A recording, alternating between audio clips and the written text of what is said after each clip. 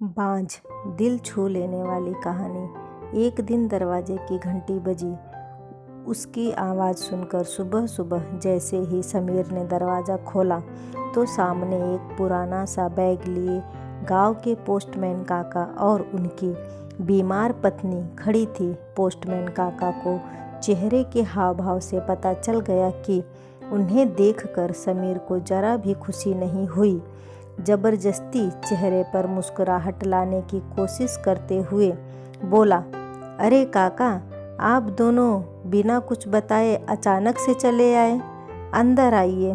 Postman काका अपना bag उठाए अंदर आते हुए बोले, हाँ बेटा, अचानक से ही आना पड़ा। तुम्हारी काकी बीमार है। पिछले कुछ दिनों से तेज बुखार है। बुखार उतर ही नहीं रहा है। बहुत कमज़ोर हो गई है। गांव के डॉक्टरों ने बिना देरी किए ही शहर के डॉक्टर को दिखाने के लिए कहा है। अगर तुम आज ऑफिस से छुट्टी लेकर अच्छे डॉक्टर के यहाँ नंबर लगाने में मदद कर सको तो।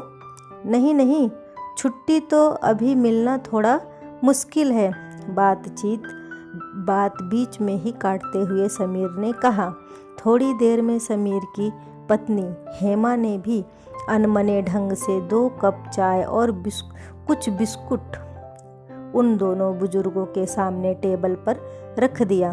तन्वी सोकर उठी तो पोस्टमैन काका और उनकी पत्नी को देखकर खूब खुश हुई। दादा दादी बोलकर उनसे लिपट गई।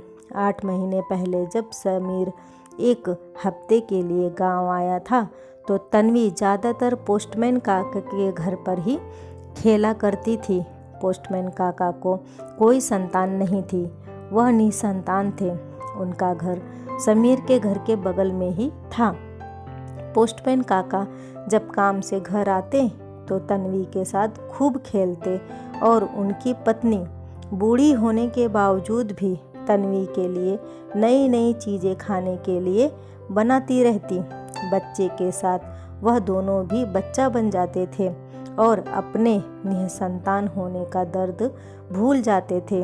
गांव से शहर आते समय तन्वी खूब रोई। उसके अपने दादा दादी नहीं थे। वह पोस्टमैन काका और उनकी पत्नी में ही अपने दादा दादी को देखती थी। जाते वक्त समीर ने घर का पता देते हुए कहा कि कभी आप लोग शहर आए तो हमारे घर ज़रूर आइए, मुझे बहुत अच्छा लगेगा। दोनों बुजुर्गों ने तन्वी को जाते हुए ढेर सारा आशीर्वाद दिया और रोने लगे। हाथ मुंह धोकर जैसे ही वे दोनों आए, हेमा की आवाज़ सुनाई दी, क्या ज़रूरत थी तुम्हें इनको अपना पता देने की? दोपहर को मेरी सहेलियां आती हैं, उन्हें क्या कहूँगी? और तन्वी को अंदर ले आओ, कहीं बीमार बुढ़िया की गोद में बीमार ना पड़ जाए। समीर ने कहा, मुझे क्या पता था कि सच में यह आ जाएंगे। रुको, किसी तरह इन्हें यहाँ से टरकाता हूँ। दोनों बूढ़े सफ़र से थके हारे और भूखे आए थे। सोचा था बड़े सुकून से समीर के घर चलकर सबके साथ मिलकर नाश्ता करेंगे। इसी वजह से उन्होंने कुछ खाया पिया भी नहीं था। आखिर हम बचपन में कितनी बार समीर ने भी हमारे घर खाना खाया है। जिस अधिकार से वह समीर को देसी घी के पराठे खिलाते थे, उसी अधिकार से वह भी हमें खाना खिलाएगा।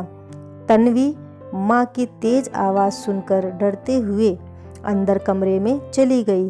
थोड़ी देर बाद जैसे ही समीर हाल में उनसे मिलने आया तो देखा चाय बिस्किट वैसे ही पड़े हैं और वह दोनों जा चुके हैं। तन्वी के पसंद के लड्डू बनाकर वह अपने साथ लाए थे।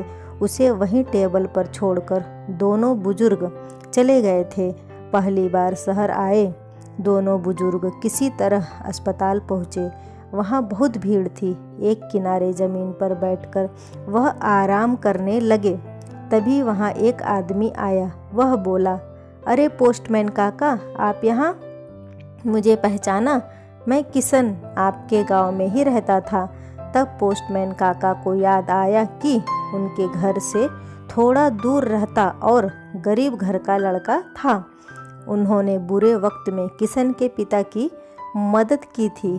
किशन ने बताया वह इस अस्पताल में वार्ड बॉय का काम करता है, उसकी बहुत पहचान है यहाँ।